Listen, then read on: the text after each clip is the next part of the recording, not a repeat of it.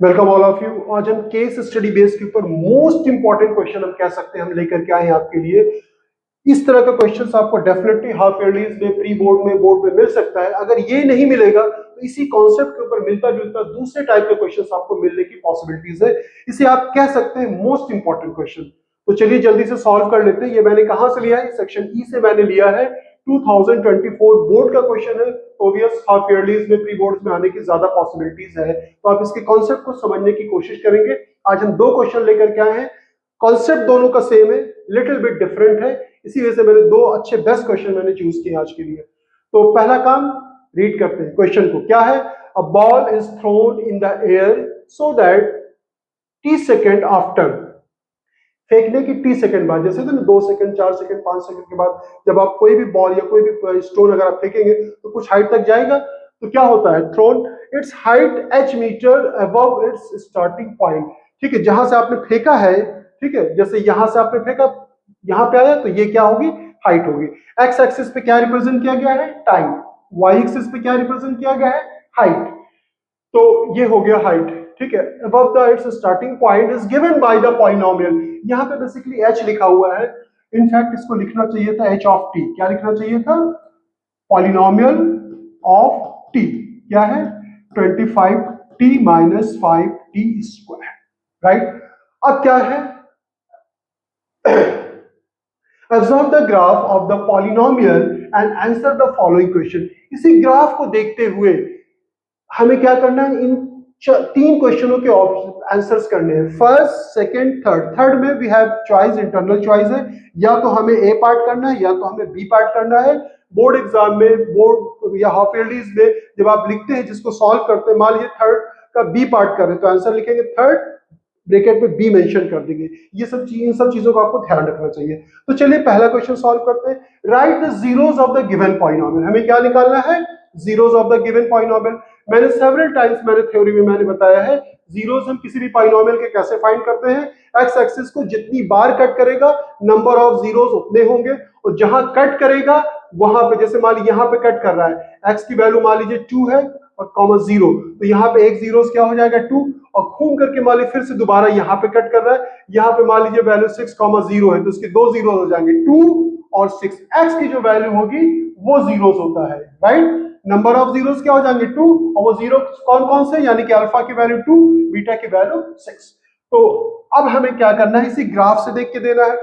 आप देख पा रहे हो ग्राफ यहाँ पे कट कर रहा है, तो ये ओरिजिन है। ओरिजिन पे आपको पता है एक्स और वाई दोनों जीरो होता है, तो एक जीरोस क्या हो जाएंगे? हमारा जीरो हो जाएगा। तो right the zeros of the polynomial, तो आंसर लिखेंगे आंसर 1, तो हम क्या लिखेंगे?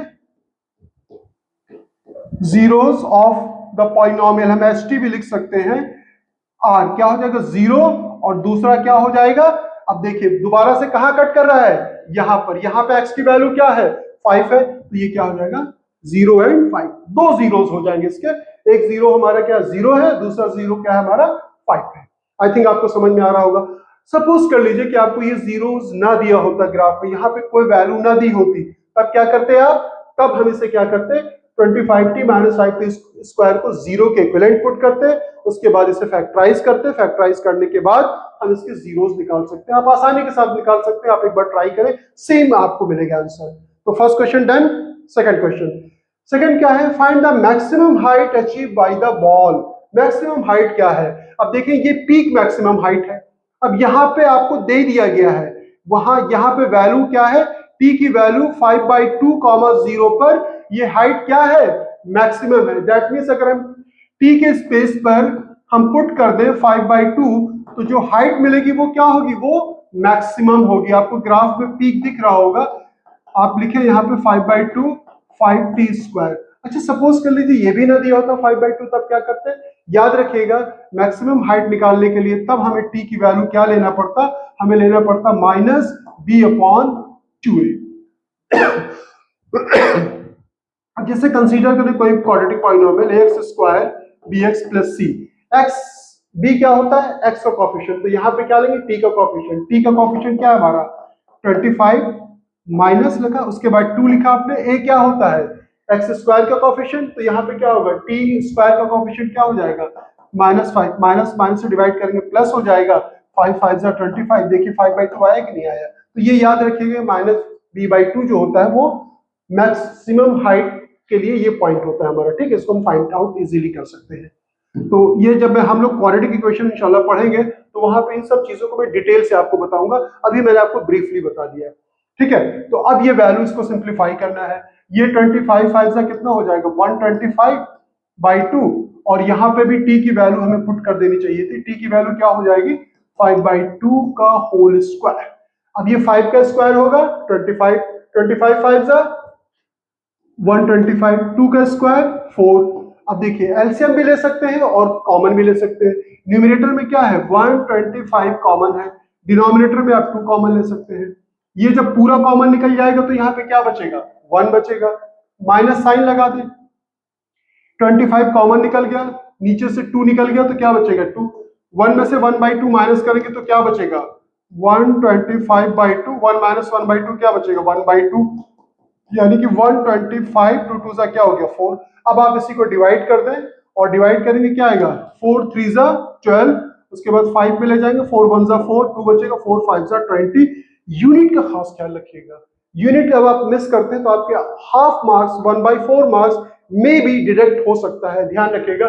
क्योंकि यहाँ पे जो आपको हाइट जो दी गई है वो किसमें दी गई है आप देख पा रहे होंगे, यहाँ पे मेंशन है कि नहीं मेंशन है, यहाँ पे दिया गया है h मीटर, ध्यान से देखिए। तो ये मीटर में हाइट है तो यहाँ पे भी आपको क्या लिखना चाहिए मीटर, ध्यान रखिएगा इस चीज का। हाइट एंड डिस्टेंस में भी मैंने देखा है कितनी बार स्टूडेंट सॉल्व करते हैं, किसी मीनार की हाइट या कोई भी हाइट निकालना था तो यूनिट नहीं लिखते, बच्चों के हाफ मार्क्स 1/4 मार्क्स क्या होते हैं डिडक्ट हो जाते हैं, ध्यान रखिएगा इस चीज का। तो ये था हमारा क्वेश्चन नंबर 2। और जब हम थर्ड का ए पार्ट करेंगे तो हमें लिखना पड़ेगा थर्ड का ए पार्ट, ठीक है। बी करेंगे तो बी पार्ट, क्योंकि हम दोनों सॉल्व करने वाले हैं। तो थर्ड का we are doing here part A. After throwing the upward, ऊपर की तरफ फेंकने पे, how much time did the ball take to reach the height of 30 metre. पूछ रहा है हाइट 30 मीटर जब होगी तब वो टाइम क्या होगा। अब आपको क्या करना है st यानी कि हाइट 30 रख दें, यहाँ पे 30 मीटर, मैं मीटर नहीं लिख रहा हूं 30 लिखिए। 25t minus 5t square, transpose कर ले सबको। ये 5t नेगेटिव है, इधर आएगा पॉजिटिव हो जाएगा 5t स्क्वायर, ये पॉजिटिव है तो ये नेगेटिव हो जाएगा।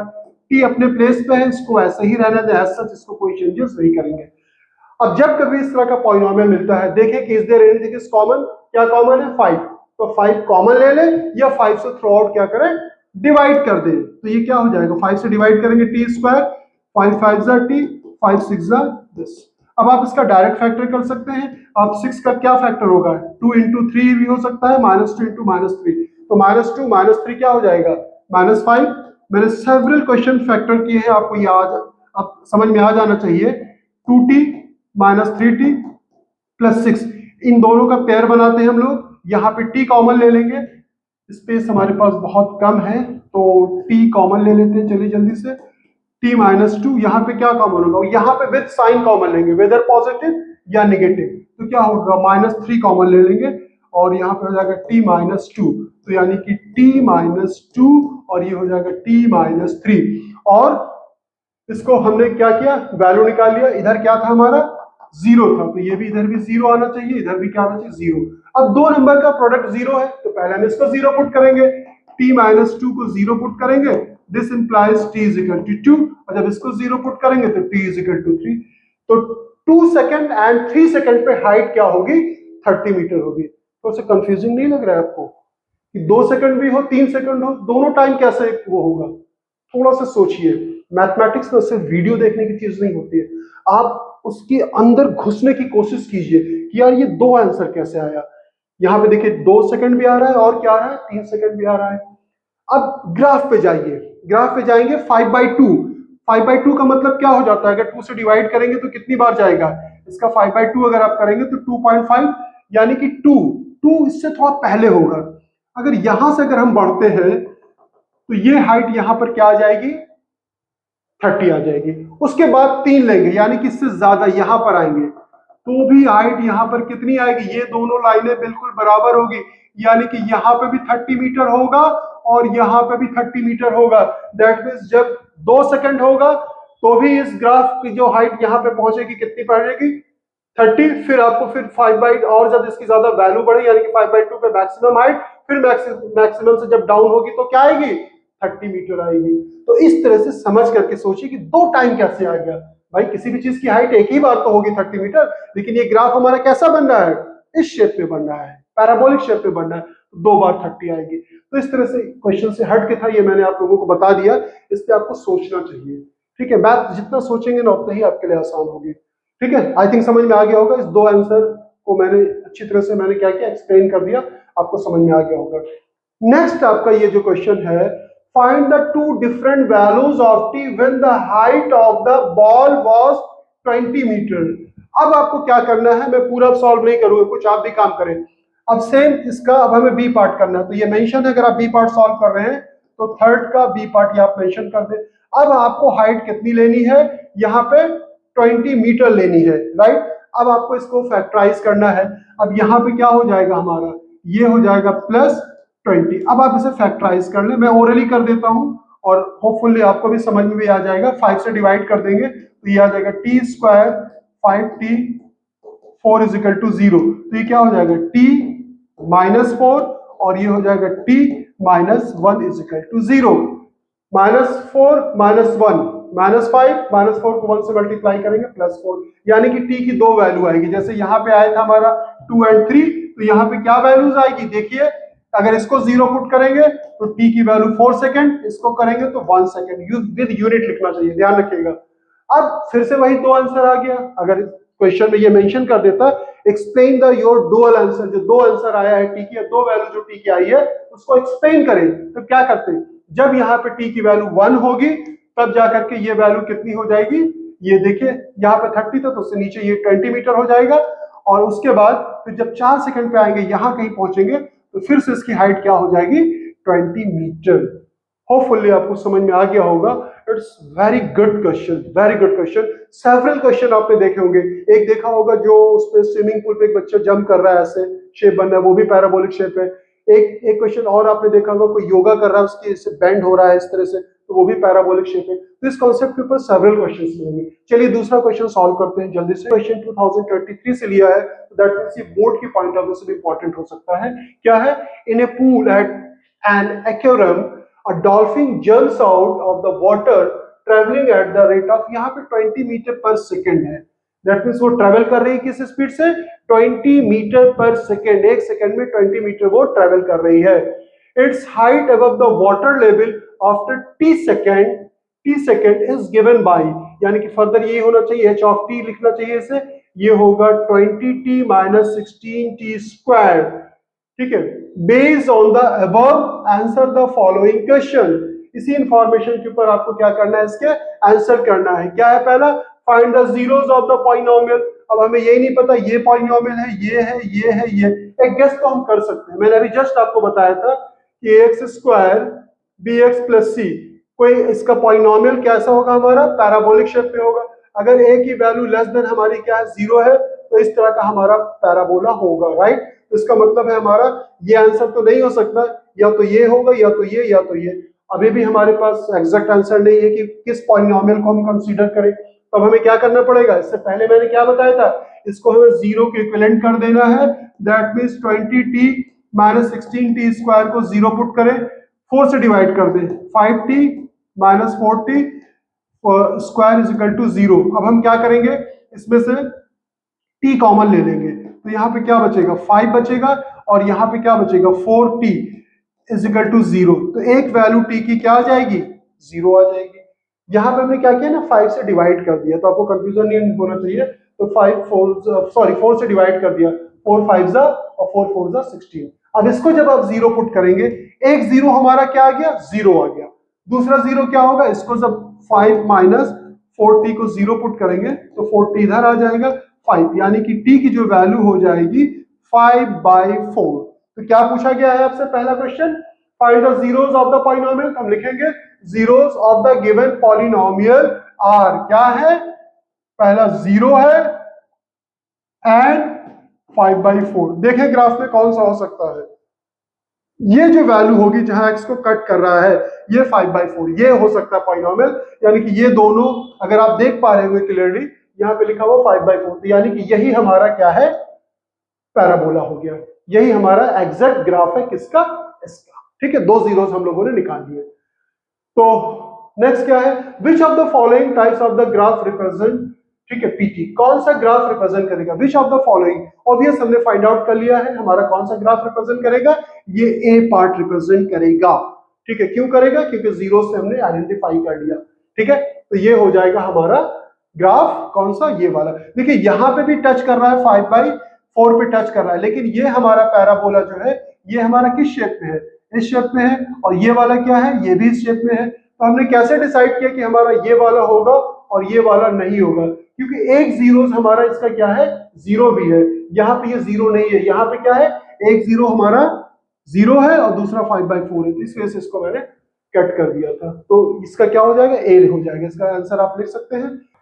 तो चलिए थर्ड पार्ट सॉल्व करते हैं। थर्ड पार्ट का हम दोनों पार्ट सॉल्व करेंगे, ए और बी दोनों सॉल्व करेंगे। ठीक है, एग्जाम में आपको सिर्फ एक पार्ट ही सॉल्व करना चाहिए, दोनों पार्ट सॉल्व नहीं करना चाहिए।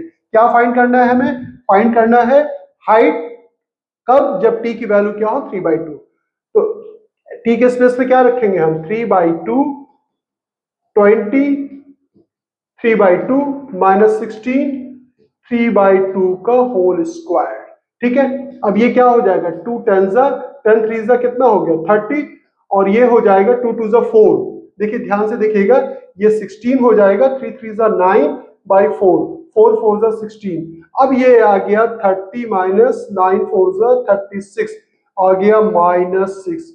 इसी वजह से यहाँ पे क्या लिखा गया था, इंटरप्रेट करने के लिए कहा गया था, एक्सप्लेन करने के लिए कहा गया था कि टी की वैल्यू जब 3/2 है तो हाइट क्या आ रही, -6।